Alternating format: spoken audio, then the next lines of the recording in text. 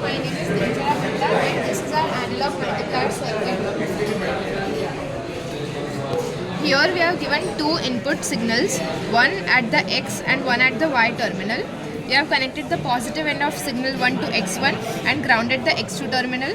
We have connected the positive end of signal 2 at Y1 and grounded the Y2 terminal. We have given Z1 as the feedback and the NZ2 is connected to the ground terminal.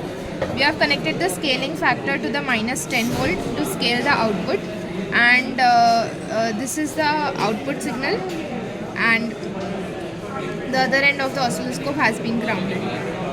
Hello, myself Mr. Mansur, and this is our lab 9 assignment, and the signal on the channel 1 is 0.5 sine omega t. The peak to peak value for this is 1 bpp, and the signal on the channel 2 is sine 10 omega t. The frequency across it is 10 kilohertz, and the bpp voltage is 2 volt. And this is our V out for the voltage multiplier. Here we can see the voltage is 0.5 sine omega t into sine 10 omega t, and our in this oscilloscope our output value of peak to peak is coming out to 1.28, which is nearly the our calculation. And the frequency present in the output are 9 omega and 11 omega. The one frequency we are getting two peaks, and one peak is on the around 9 kilohertz, and other peak is on around 11 kilohertz. Hello, myself Nishant Pandey. Today I am going to explain our high pass filter circuit. This was the multiplier as from previous question, and this is the high pass filter.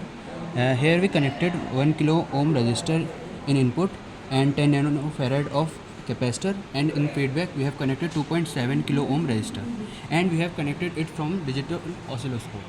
Now we have given two input sine waves of 9 kilohertz and 10 kilohertz. By multiplying them, we get the 1 kilohertz and 19 kilohertz of frequency, and because this was a high pass filter, so 19 kilohertz will pass out from this filter, and the sine wave form here only consists of 19 kilohertz. Output for the analog multiplier circuit. As we can see here, the signal 1 is sine 2 pi into 9 into 10 power 3t, and signal 2 is 2 sine 2 pi into 10 into 10 power 3t. When we multiply them, we get the output wave as cos 2 pi into 10 power 3t minus cos 38 pi t into 10 power 3t. So here the frequencies in this signal are 1 kilohertz and 19 kilohertz. Now this is the circuit diagram of the differentiator that we have implemented. As we know, the cutoff frequency is given by 1 upon 2 pi times R feedback into the value of capacitance, which gives the value of cutoff frequency to be equal to 5.897 kilohertz.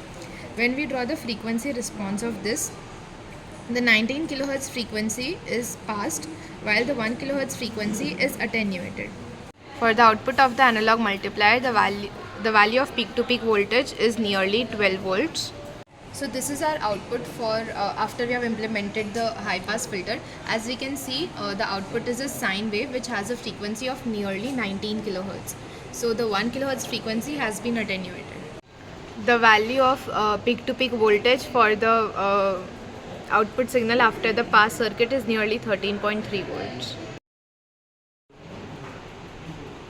So this is the FFT response of our analog multiplier circuit. Here the frequencies of 1 kilohertz. This is the 1 kilohertz frequency, and this is the frequency of 19 kilohertz. Here we can see they are equally passes through the multiplier circuit. So this is the frequency response of the high pass filter. This is the frequency of around 1. So this is the frequency of around 1 kilohertz. So this is the frequency of 19 kilohertz. The 19 kilohertz frequency has been passed through the high pass filter, and the 1 kilohertz frequency has been attenuated.